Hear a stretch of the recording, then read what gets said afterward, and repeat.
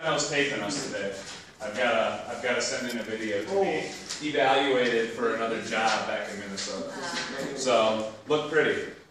But yeah, so you'll have like the board, and that will have all our information, and you're also going to have a performance of the song.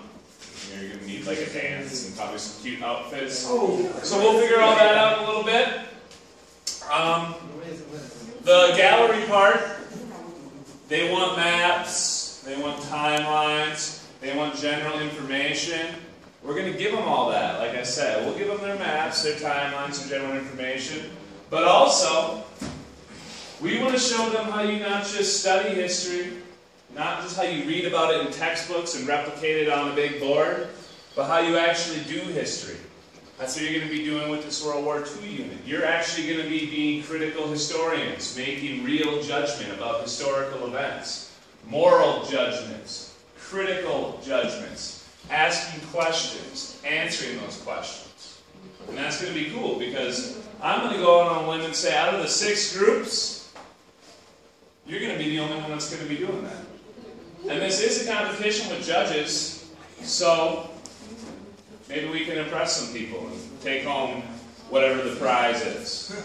So that would be kind of cool. Also, half of them are speaking of World War. Yeah. Yeah, and thank God we got World War II, right? It happens to be what we're studying. So, keep this in mind when we're going through the presentation today. Try to funnel all the information that I provide to you today into this framework. Be thinking how we can apply this, how maybe you can connect to a song and dance. I've got some ideas for that too. Ladies, I don't know if you want to take the lead on that, but judging by the coordination I've seen from the males in here, it's probably best that you do. So, think about that. Let's think about how we can funnel this into a cool presentation. But with that, let's get to that presentation. Talk about World War II. So I'm going to start with a video. Not going to say anything about it, but I think you'll get the idea here. Hyperlink. Open. There we go. Where is it? I don't know if that song, that first song, is a song by Radiohead. Great tune.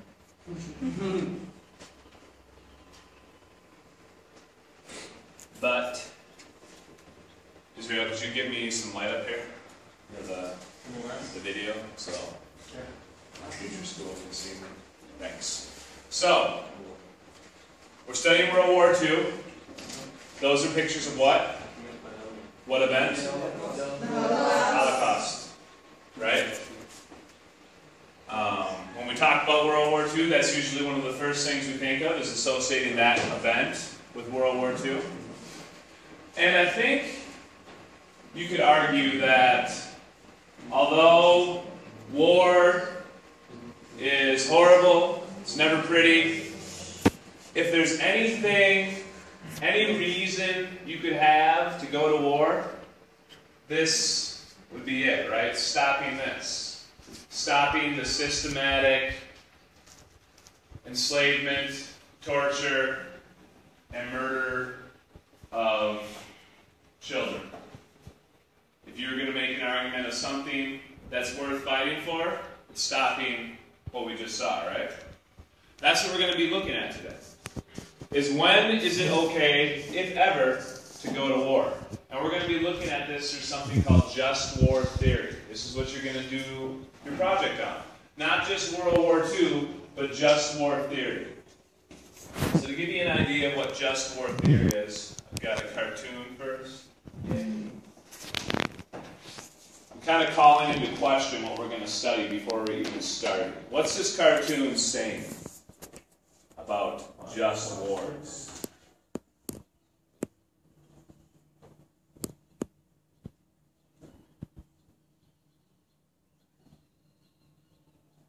What's like the message of this cartoon about just wars?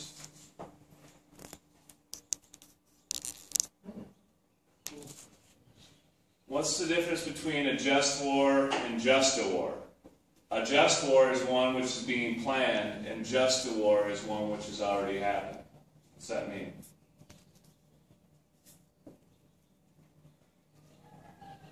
We are doing the right thing right now, and always we can say what we're doing or what we're planning is the right thing. It's a just war. What we're planning, what's being planned is a just war. Being planned is a just war. But is a just war actually happening? No. No. A just war is one that's being planned. Just a war is one which has already happened. Basically saying, you can plan a just war and talk about having a just war all you want, but when it comes to actually fighting that war, it's never been done. What this cartoon is saying is there's no war in the history of mankind that we can classify as a just war. It's a pretty strong indictment of just war theory. But nevertheless, we're going to look at that today. Was World War II a just war? A lot of times World War II is framed as a just war because it was against Hitler's Nazi regime. It stopped the Holocaust from happening. It spread freedom and democracy throughout Europe, right? But we're going to look at this critically. And we're going to look at it through just war theory. Just war theory is something that's been around for 1,000 years, over 1,000 years. Started by Greek philosophers, perfected by modern-day scholars, perfected or at least improved upon by modern-day scholars. So that's what we're going to look at. We're going to study what just war theory is, the philosophy behind just war theory. And then individually today in groups, I'm going to split you up and have you start to apply some of these just war standards to the actual events of World War II. And that's how you're going to be being critical historians. You're not just going to study the events of World War II and tell me about Winston Churchill and the bombing of Dresden and 1946 and Hiroshima and Nagasaki. You're going to look at these events and you're going to make moral critical judgments based on what you know about just war theory. That's what's going to set you guys apart from the rest of the groups when we go to this Siglo XX event. Everyone else is just going to be presenting events, which is all fine and dandy. But you're going to be presenting events and then providing your own critical interpretation of that event. And I think that's really going to impress people. I think it's cool what you guys do in here. You guys already do this. You do this every essay question that you've answered on my test in here, you've done that. You've taken history and you've critically interpreted it. You've opined on it. You've made your own opinions. So that's what we're going to do for the whole school. So, just war theory. Isabella, could you read that first one? Just war theory is a philosophical set of ethics and principles that lay out how a war can be initiated, fought, and resolved in a just way. And Francisco, the second. Just right war theory is not pro-war theory, but it does believe that sometimes war is either unavoidable or necessary, and that in such circumstances there are measures that just nations can take in order to maintain ethical integrity and preserve basic human rights. So just war theory is not pro-war theory. It's important to remember. We're not advocating war here when we talk about just war theory. But what we are saying is that sometimes war is unavoidable because you get invaded or attacked, or that war is necessary. There's a Holocaust going on, a mass extermination of millions of people. We need to stop this. We cannot allow this to happen. And war might be the only way to stop it. But in order to evaluate whether something's a just war, we need some criteria to go by. And we're going to look at two different sets of criteria today. The first is jus ad bellum. Not sure if I'm pronouncing that one right. But these 6 principles, just cause, right intention, proper authority, public declaration, last resort, probability of success, and proportionality, are the standards that you need to follow as a country or a war-making nation in order to declare war. So this has nothing to do with conduct in war. This is the principles that you need to follow in order to be able to justly go to war. So let's look at each of these principles individually. Sylvia, could you read the first one? Just cause. This is clearly the most important rule. It sets the tone for everything which follows. A state may launch a war only for the right reason.